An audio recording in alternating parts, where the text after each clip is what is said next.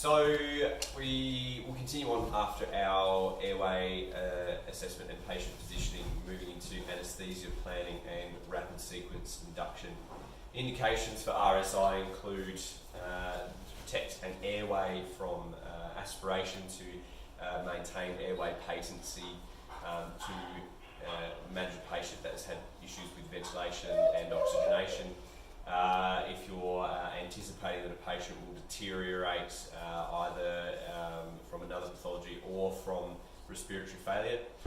For humanitarian grounds, whether that be things like extensive burns, multi-trauma, or even for agitated patients that you cannot safely transport otherwise. Moving down to the procedure. Obviously we've already performed our assessment and we've positioned the patient appropriately. We've got our 360-degree access. The first stage is to plan, and with that we'll need to establish two IV cannulas in situ. We'll have all of our equipment ready. We've got a shadow board here, which would obviously have completely full in a real life situation, but the core functions are here. We're going to have our bag and mask, a laryngoscope, and other equipment and so on. Prior to administration, obviously we need to have all of our medications prepared, and we also need to direct other clinicians to have roles and prepare the medications for you. We will also make sure that the other assistants, like the airway assistant for example, knows what equipment they're going to use and when they need to do that. We're going to protect the C-spine if that's indicated. We'll assume in this case that it is not. And the patient is already positioned in a situation where I can view the airway while they're ramped, and we've got access to them. Moving on to the administration of neuromuscular blockade to perform RSI, we're going to have an option of medications. The induction agent can be a mixture of either ketamine or fentanyl, and the paralytic can be either rocuronium or succinylcholine. We'll use in this example ketamine and rocuronium. Both of those medications are used at a dosage of 1 to 2 milligrams per kilogram, and for this patient we'll assume a weight of about 80 kilograms, which means both of those medications will be 80 milligrams. We will then prepare for administration of the medication. We're going to provide high flow oxygenation through passive diffusion with nasal specs at 15 litres.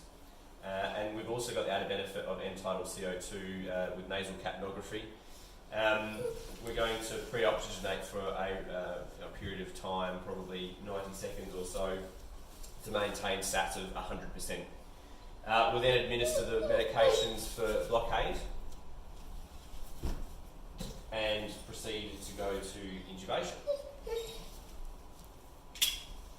So we've got our direct laryngoscopy here, although a video laryngoscopy would be preferred, as it increases the likelihood of first pass success.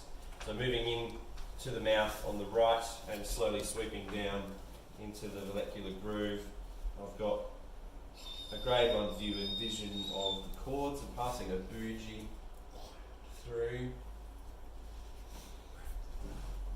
which has gone in quite easily. My airway assistant is now going to put the endotracheal tube over the bougie, and we're going to advance that through. I'm going to watch that advance through the cords, and we're at 20 centimetres at the lips, and my airway assistant will remove the bougie. We're going to maintain contact with the tube to minimise the risk of dislodgement, and we're going to inflate the cuff to probably about 10 mils of air.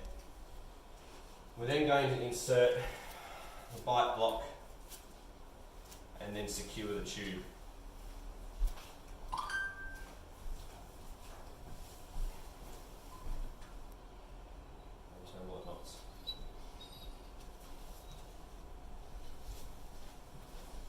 Alright, next thing we need to do is then confirm placement of the tube We can do this with a number of methods: misting of the tube, auscultation of the chest, auscultation of the abdomen, and obviously rise and fall of the chest as well. If we pop this on, we've got good rise and fall. And we've also can now move to our closed loop End-Tidal CO2 monitoring from the bag over to the monitor. We'll then move over to the discussion of End-Tidal CO2. So End-Tidal CO2 is a monitoring device that allows us to measure the amount of carbon dioxide that is expired in the air. The indications for use are, in this instance, to confirm successful or a failed intubation, but we can also use it in other situations like cardiac arrest, procedural sedation, and also for the monitoring of patients with respiratory conditions. The waveform is to be interpreted to establish if the reading is accurate. The waveform is described as either being like a table or an elephant under a blanket. There are three phases to the waveform. Phase one is the baseline, which is during inhalation, and then as the patient exhales, you'll see a rise, a positive inflection on the curve, and then a plateau. The peak of that plateau is where you obtain your End-Tidal CO2 figure, which is usually between 35 and 45 millimetres of mercury. And then a sharp decline as inhalation occurs, and we return back to phase one. There are a number of altered waveforms, including sawtooth, which can be representative of other pathologies, such as asthma or COPD, and obviously the rate at which the waves appear corresponds to the respiratory rate. It can also be used to determine if we've lost cardiac output under CPR, or even if we've gained cardiac output under CPR.